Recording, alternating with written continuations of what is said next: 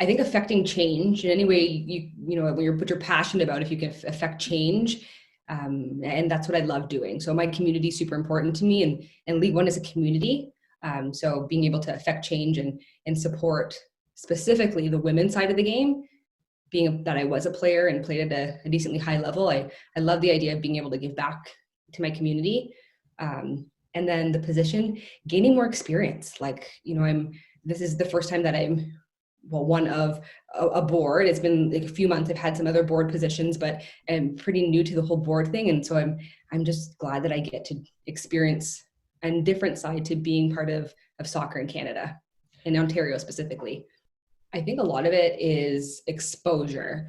So I remember in my interview, Dino asking me, what do you know about League One? And I told him, I know this and that, but do I know enough? No, like I am having to do my own research to try and find stuff out. So one of the biggest things for me is exposure. So getting younger girls to understand where they can get to, and then attracting those quality players. That's another step and something that I'll be helping work towards as well. But it's really attracting the quality players, and how we do that, that's going to take a little bit of time. But first and foremost is exposure, really getting that League One name out there, and having our community broadcasting it as well, and understanding what it is. Having those connections and being able to use my connections to help support the pace in which we want to move forward with League One. I think there's a lot that I can contribute. So, having been a player, so understanding the player's mindset and what their goals are and their focuses, and then also the coaching piece to it, understanding the community of soccer, and specifically in Ontario, and what our community needs. I'm in contact with our community all the time. I'm coaching kids all the time. I'm coaching high-level athletes all the time. So knowing what they need, I can be a voice for them.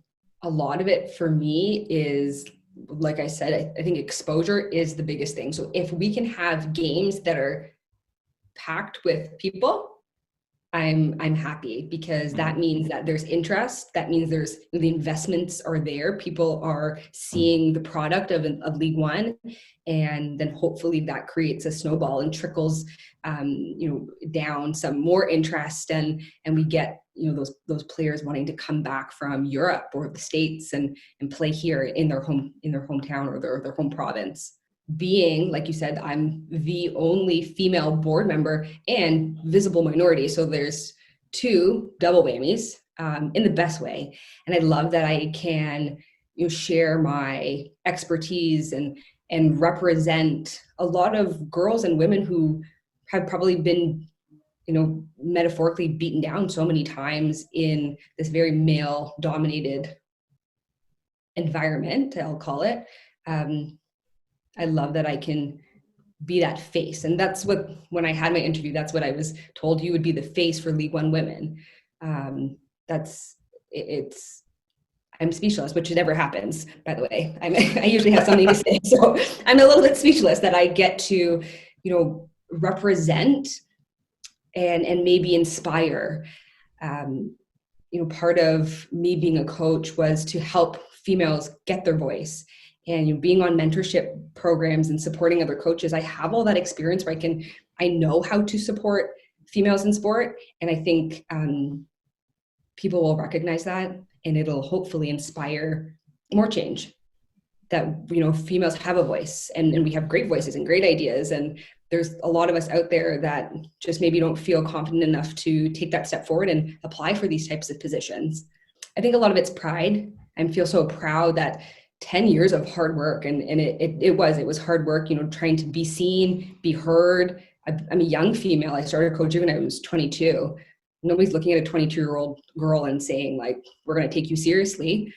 So it did take some time. And so I have all that like burning passion for it, because I had to work hard. I know what it takes and what it felt like to be knocked down. So to be here, I'm so proud. Mm-hmm. Part of myself, part of us, how we've moved forward as a province too in soccer.